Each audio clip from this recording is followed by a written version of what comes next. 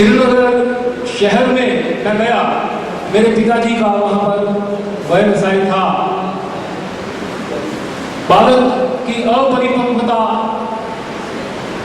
उस समय यह बात के ऊपर कभी भी शोध नहीं कर सकती थी कि मुझे वहां पर यह क्यों कहा जाता है कि आप इंडिया से आए हो क्या। तो जब एक छोटे बच्चे को यह कहा जाता था कि आप इंडिया से आए हो, तो उसको लगता था कि यह जो लोग यहाँ के हैं ये क्या इंडिया से नहीं है। ये बात समझते समझते मुझे 2-4 साल लग गए। 1970 के लगभग सनातन धर्म स्कूल लाल चौक श्रीनगर में पढ़ता था, तो कुछ बातें समझ में आई। 40 पैसे किलो चावल और 35 पैसे किलो आटा ये वहां के लोगों को सब्सिडी के रूप में दिया जाता था। शाली कहते थे कश्मीरी में वहां के चावल को। मेरे यहाँ कश्मीरी बंधु काफी बैठे हैं। तो पूरे भारत में समय लगभग चावल का भाव 1.5 रुपए 2 रुपए किलो था और आटे का भाव भी लगभग 1.25 रुपए किलो था। तो वो जो 35 पैसे किलो आटा 40 पैसे किलो चावल, ये प्रयास था दिल्ली की सरकार का उनकी लॉयल्टीज को खरीदने का, वो असफल रहा। यह बात कहने में कोई भी अतिशयोक्ति नहीं है। तो वही सिंड्रोम है, वही फिनोमिना है, वही पैराडाइम है जिसके ऊपर आज भी लोग चल रहे हैं। यह समाधानकारक बात नहीं है। दूसरी बात जो मुझे 1970 में वहां पर समझ आई, बहुत कुछ सुना करते थे 2 नेशन थ्योरी के बारे में कि हिंदू मुसलमान ये अलग अलग 2 नेशन हैं और पाकिस्तान का निर्माण भी इसी आधार के ऊपर हुआ। कश्मीरी हमेशा यही मानते थे क्योंकि हम मुसलमान हैं, हम पाकिस्तान के साथ में हैं, हम भारत का हिस्सा नहीं हैं। 1970 में पाकिस्तान का आम चुनाव हुआ। शेख मुजीबुर रहमान जो उस समय तत्कालीन पूर्वी पाकिस्तान के नेता थे, उनको पूरे पाकिस्तान में अपना प्रधानमंत्री के रूप में उनको चुना।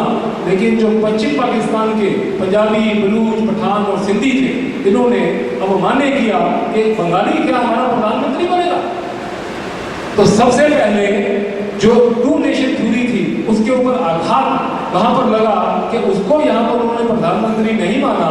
और जो कश्मीरी कश्मीर में कहा करता था कि मैं पाकिस्तान का हिस्सा हूं क्योंकि मैं मुसलमान हूं, लेकिन वो ये आघात लगने के बाद में भी कि जो पाकिस्तान समानता का दर्जा बांग्लादेश को नहीं दे सका, वो कश्मीर को क्या देगा। ये बात सिद्ध होने के बाद भी उसकी मन मानसिकता में कोई भी परिवर्तन आया नहीं। ये मोहल्ला मेरा नहीं है, ये बाजार मेरा नहीं है, ये नगर मेरा नहीं है, ये स्टेट किसकी है। ये जिस दिन हमने ये मानना शुरू किया कि ये गली मेरी है,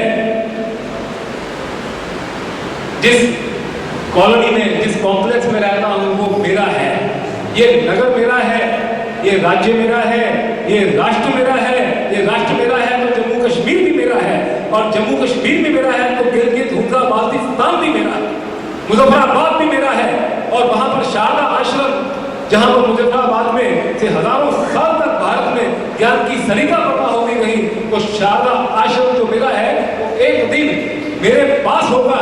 उसी तरह से होगा जिस तरह से यहूदी 1400 साल तक एक दूसरे को मिलते थे और कहते थे सी यू नेक्स्ट इन जेरूसलम। हम मिलेंगे और कहेंगे कि अगले साल हम शारदा आश्रम में मिलेंगे। World is looking toward India. First of all, the major and the biggest problem for West in general and the rest of the world in particular, the entire thing is Pakistan. They have amassed nuclear arsenal, and people know the history for the past 1400 years. Whenever there are destructive armaments in the hands of Islamic powers, they don't deter from using it. Whether that was the Topkhana of Babur or this is the nuclear arsenal in the hands of Pakistani forces. So that is the biggest problem in front of the world. आज और कश्मीर की जो मूल था वो पाकिस्तान के पास में समस्या थी। आज यदि